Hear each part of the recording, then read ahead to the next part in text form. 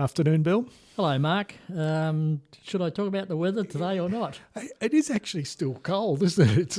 That's right. And I saw on Facebook yesterday or the day before, because I know you take the dog for a walk along Ocean Grove Beach every morning, and there's a photo of your dog absolutely covered in mud and everything you could imagine. Yeah, he had a great adventure with an organisation we use called Canine Adventures. They get about 8 or 9 dogs are taken through the bush and beaches, and he comes home knackered for 2 days. But yeah, he was a major operation in cleaning him up. That's right. And as for this morning, I think it was 7 degrees. And you know where I was at 7 o'clock this morning? Yeah, rowing. Rowing on the Barwon River.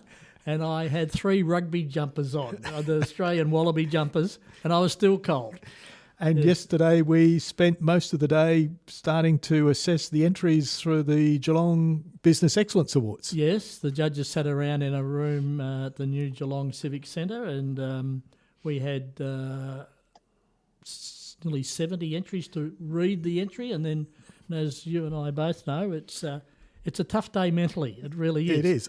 Anyway, Mark, here we are now, and we've got an interesting guest today, and it's Caleb Plumridge. Did I get that right, Caleb? Plumridge. Plumridge. All right, it's just my tongue is twisted.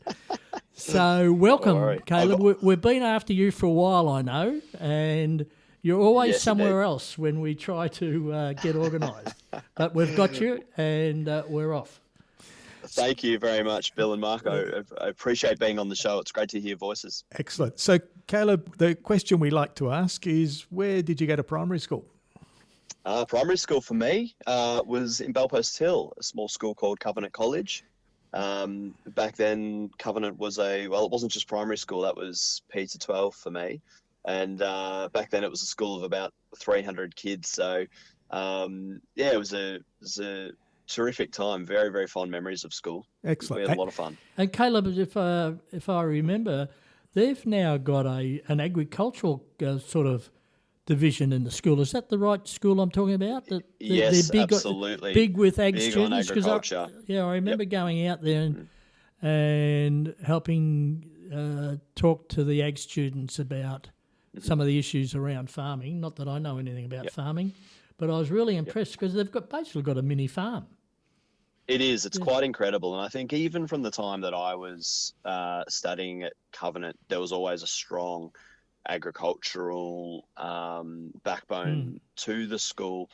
Very fond memories of Ag Hort with Mr. Johnson. But they've really taken that up many notches since I graduated. And there's a terrific facility out there now. I think it must be quite unique in terms of schooling in Geelong. It's it's a fantastic facility. Interesting, really interesting. Yeah. So you were there all the way through to year 12?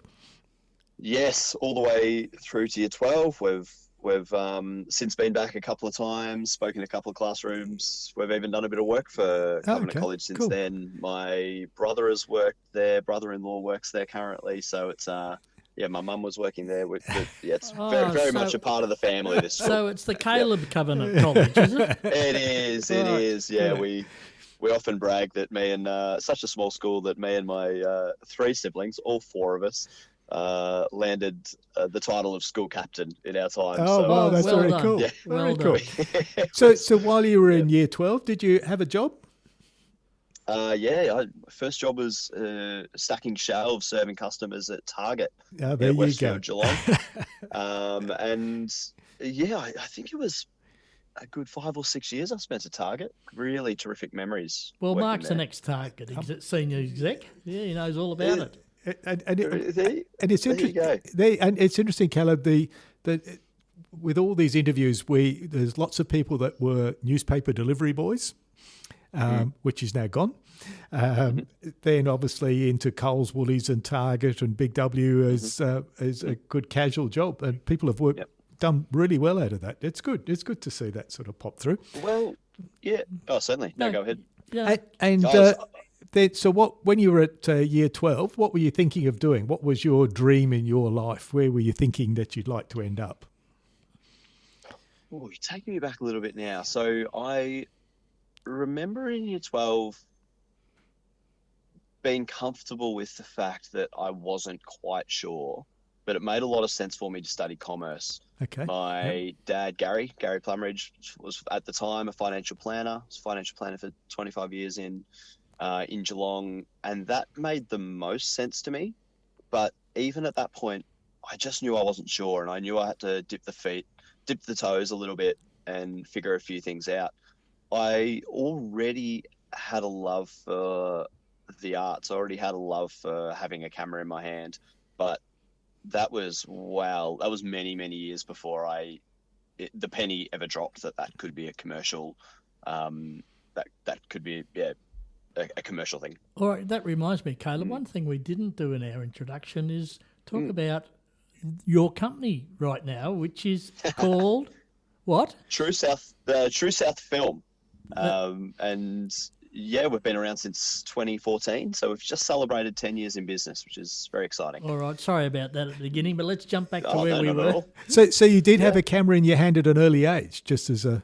Oh, I loved it. I would shoot everything and anything. All of my, as many teachers as I could convince to let me create a video essay rather than an essay. Oh, wow, okay. I did that as many times as I could, and that really carried through to university, where things got a little bit more serious. I just took on a few more projects for just volunteer projects, really, where I could. But even again, still, that was years before I really believed that I could make a business out of it. So what did you do at uni? Which Deakin, I assume? Deakin Uni. I stayed local, studied at Wampons, did a Bachelor of Management, they called it, which is essentially a Bachelor of Commerce. I don't know whether they're still offering it today. In the end, that was when I decided to head in the direction of a more creative field, I suppose, and that I decided to major in marketing, which I think was a good call. Yep. But and minored in financial planning and HR, I think it was. So it's always one of those funny things. What value does an undergraduate degree provide? But I can say hand on heart that it opened many doors for me, and I can sort of say sliding doors moments. I do know that studying that degree was the right move for me. Yep. And so what was your first real job then? The first real job was again with Target. Oh, right. Okay. For a short time, let me correct that for a second. For a short amount of time, I did a stint with an IT firm up in Derrimut, in the western suburbs, but that was very much a temporary job. I got back in touch with actually one of my managers that I had on the floor in the store contacted me. She'd moved to head office and let me know that there was a couple of positions going in at head office. So I spent 18 months in the buying office. Okay. What were you doing? Yeah, I was an allocation analyst. Okay, so cool. Our buyers would buy 1,500 TVs to send around the country, and I using historical data would determine which stores would get how many units. For a bit of context, that was 2008 I got that job, and probably don't need to remind both of you that was not a pretty time to be in business, and it was incredibly hard to land even an interview. So an interview at all in the chosen field that I was hoping to enter. So to land a job at all, I was stoked with, and to be honest, it was a terrific job for 18 months. Yeah, but see, we've talked a fair bit in these shows about connections and how important they are. And as I think Mark, in our last interview, we mentioned someone that we'd interviewed before who has never applied for a job in her life and has had many high-profile roles, but it was all about connections.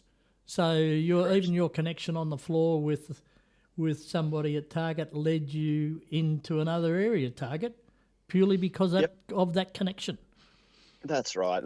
You never know. You never know what meeting somebody today could mean 5-10 years down the track. Correct. Even 6 months down the track. You just do not know. So you jumped from Target. What temp did you at? I realised at the same time, as much as grateful as I was for that job, I knew that wasn't a long-term prospect. In fact, I knew I wanted to move into something connected to marketing. Yep. And I landed a meeting with the general manager of marketing at the time, whose name I will have absolutely forgotten now. But really the sense I got was there wasn't too many opportunities within Target to move over into that division. So I decided to travel. I thought this is one way I know I can keep myself accountable to quitting, was to book a 3-month trip around the world. And the best thing I ever did. When I returned back, Target offered me the same job back with a little pay rise, and I was brave enough to say no to that. Jumped around doing a few part-time jobs before eventually landing what I consider to be my first professional job in my career, which was a role in the economic development unit at the City of Greater Geelong, where I was for 3 years. And what were you doing there? What was the role? I was a web content. I had a silly job title. Well, what did you do rather than the title? Yeah, it was one of those convoluted things. I spent a lot of time working on unique ways to promote the work the economic development team was doing in supporting businesses to the business community. Okay. And that was really where I first suggested that maybe video could be a part of what we do. And my boss at the time, Keely Hamilton, was all for the idea, and I was very grateful that for the best part of 3 years, video production became a core part of my role. Yeah, and excellent. Caleb, that's the first I recall. That's where I first met you. That's when we met, Bill. Yeah, that is right. Exactly when we met. Enterprise Geelong, that would have been. That's Bill. Right, when we had the advisory board. I was sitting on the advisory board. That's exactly it. And then along came a flamboyant Lord Mayor, right? And that disappeared. Tell you what, I've got some ripper stories from that. I bet you got some good videos. Some great, absolute rippers. You weren't filming the famous horse scene, were you? No, but funny enough, my brother was. So it was another production company in Geelong, Robot Army. That's it, Robot Army. Yes, and my brother at the time worked with them, and the famous footage of the mayor falling off the horse on 13th Beach, I believe it was, was my brother's handiwork. Oh, Jacob Plumridge. Jacob, yeah. So would you believe that? That's amazing. That's cool. Yeah. So you got your taste then for video. So when did you decide, right, I'm going to do this on my own, or did you go elsewhere before you started on your own? What was your journey? No, it was one of those. I don't think there was a single moment, except that I, like with many things in life, you realise that it's time for a change. Yep. I felt my time at the city had come to an end. It had been terrific for me, but I didn't see a future there. I didn't see where I fitted within the organisation. My parents had modelled to me what it was to run a business for my entire life, so the idea of being in business didn't scare me. Fundamentally, it felt actually very normal. It felt natural. It felt the thing that I was made to do, really. So I knew by that stage, I had some real confidence that I knew what I was doing with a camera, and had some of the businesses that we'd worked with in the Geelong region through the context of the City of Greater Geelong. They'd reached out to me and said, we want you to come back to do some more work with us outside of your hours with the city, and I had enough of those conversations that I thought, I think it's time. That's really cool. And we did a 3-month transition. Work was incredible. They city was terrific. Offered me a 3-month transition period where I dropped down to 3 days a week, and just allowed me to find my feet. That's really cool. Very cool. Because Bill and I constantly talk about sliding door moments or tipping points or whatever. So your little sliding door moment was probably introducing video at the City of Geelong, and off it went. Yeah, I would actually say that's one of many. I honestly look at the journey that I took in coming to this point in life, and there was just so many tipping point moments, but that would have to be right up there. That really was the sort of introduction into professional video that you couldn't ask for more. Yeah, Caleb, what was the first video you did as a new business owner? Do you recall? You've got him now. He's stoned. Barwin, it's a toss-up between... Well, what was the one you could remember? Barwin Health. The one... Oh, dear, put me on the spot. This is really going back a little way now. We certainly did some nice work with Barwin Health, I remember early on. But there was a gym in town called Club Exec that I remember quite well. That was under the TAC building. TAC building, they were, weren't they? Yep, that's right. So projects in there were that's probably the earliest, some of the earliest work I remember doing under my own steam. So again, you think back to those clients who put a hell of a lot of faith in a guy who was very green. And always grateful so for those early day clients. Following on from that then, what's the biggest production you've ever put together? The biggest production is I've good friends of mine, Jake and Jess Monday, who you may be familiar with, run a company called Custom Neon, based out of North Geelong. A brilliant business. A brilliant business. Yes. Previous winners of the Geelong Business Excellence Awards. Right. Yep. And they trusted us to deliver a YouTube campaign with the intention of expanding into the American market, which they've been incredibly successful at. Hopefully a small part due to the video work we produced, but they've just done a tremendous job in expanding their business. That job was at a high level commercial grade of filmmaking. As far as I'm concerned, I'm incredibly proud of what our team achieved, and it wasn't just our team. We pulled in some of the best contractors from Geelong and Melbourne to pull off that particular piece. It was a very, very satisfying piece of work to be a part of. I'll tell you an interesting coincidence. This morning I was, I've told you before, I'm doing some work at Breakwater Meadowland in Geelong, and there's a small retail shop there which is sort of for tradies and things like that. And in fact, my colleague here, Mark, has been helping me in the retail side of it. Yep. And I was standing there this morning with one of the managers, and I said, "Gee, it's dark in here in this area. How the hell can they, display our products better?" He said, "Oh, I'll get the Sparky in and all that." But I said, "Oh no, I've got a better idea. Do you know of a company called Custom Neon?" And he looked at me. I said, "Well, we're going to contact them, and we're going to get a sign put up down the back of the section for trailer parts, and we're going to put one of their signs up."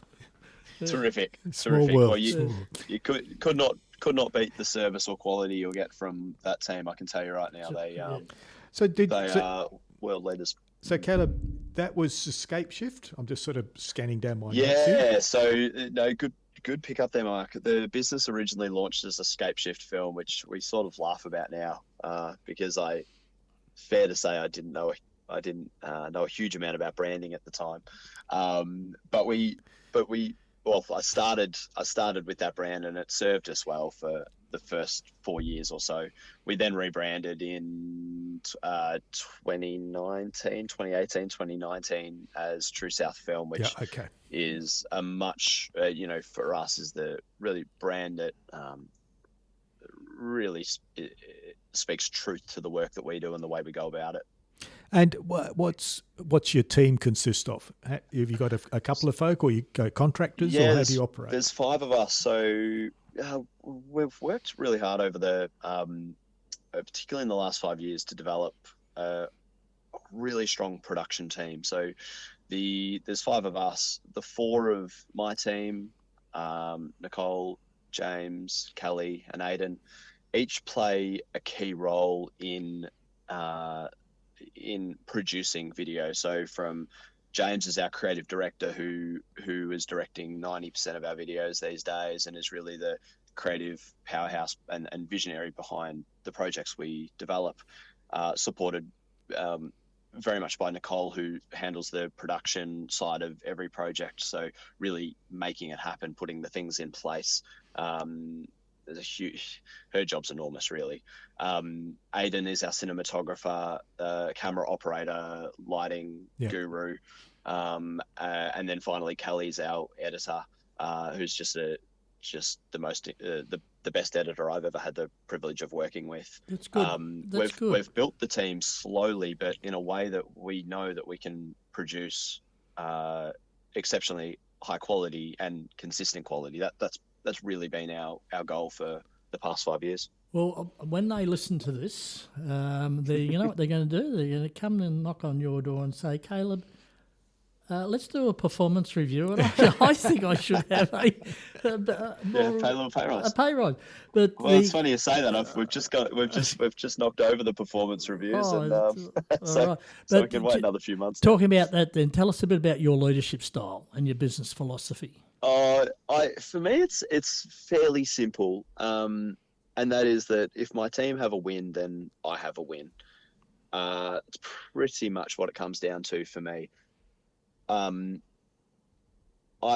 tend to be, my own personality, not just in terms of business leadership, but elsewhere in life, is that of quite a trusting person. I've always sort of said I'd rather trust and get burnt occasionally rather than be untrusting in general and risk averse in that sense. And I think when it comes to leadership, I've really seen the benefits of that, in that I work hard and challenge myself to trust my team to make the decisions that they feel convicted to make, as opposed to them forever thinking, what would Caleb do? That's not why I hired you. I respect you and the brain and the thinking and the knowledge that you bring to the role. And I trust that given the privilege of being able to make that decision, that you'll really give it a crack. And I mean, that's worked out. Good. So terrifically well. So businesses listening to this, Caleb, why would they engage True South Film? What can you bring to a business? Yeah, I mean, we ask ourselves, if I'm honest with you, we ask ourselves this all the time, and in order that we remain relevant in the market. These days, with camera equipment being not only incredibly affordable, but the fact that we've all got a 4K camera sitting in our pockets in the form of an iPhone. What is the value that we provide our clients? And it's simply that we are specialists in storytelling. Okay. So it's not that it's not about the fact that we take it very seriously the way we use a camera, although we do, or the way a project sounds, but it's about really understanding a client's brief and going out of our way to come to a point where we can say hand on heart that we intimately understand the needs of our clients and what they're about, and knowing full well that we have the ability to convert that brief into something really valuable for our clients that can speak authentically to their audience. That's very good. When we talk about the value that we offer, it's less about the cameras and the lights and action and all that and stuff, and it's about understanding our customers' brands, and certainly we have a lot of happy customers at the end of the day with that methodology. Very easily explained, Caleb, on the fact that it's about conversations and it's about stories, for the very reason that our podcast is called True Business Stories, because it's all about stories. It's all about stories. There you go. Yeah. So, Caleb, how do people get in touch with you? What's your website? The best way, the website is truesouthfilm.com.au. You can also find us on Instagram at truesouthfilm. And yeah, there's either way, there's plenty of ways to get in touch with us from there. Fantastic, Caleb. So it's been a great pleasure chatting with you. I'm sorry it took so long, but we finally made it. No, I think the apology should be all mine. It has taken us a little while, but I'm thrilled to be able to have the conversation. Thanks but so much. As you would have learnt, we don't give up. Right? No, you certainly haven't. and I can talk from first-hand experience with the work you did with Drysdale Timber or Barwon Timber and Hardware. Yes. It was a great experience with you doing a shoot with the business to launch it, and you made it seamless and very, very professional. So thank you. Oh, thank you, Mark. That means a lot. Thank you so much, guys. Appreciate Take care. Thanks for your time. Thank you. Certainly. Take care. See you. Bye.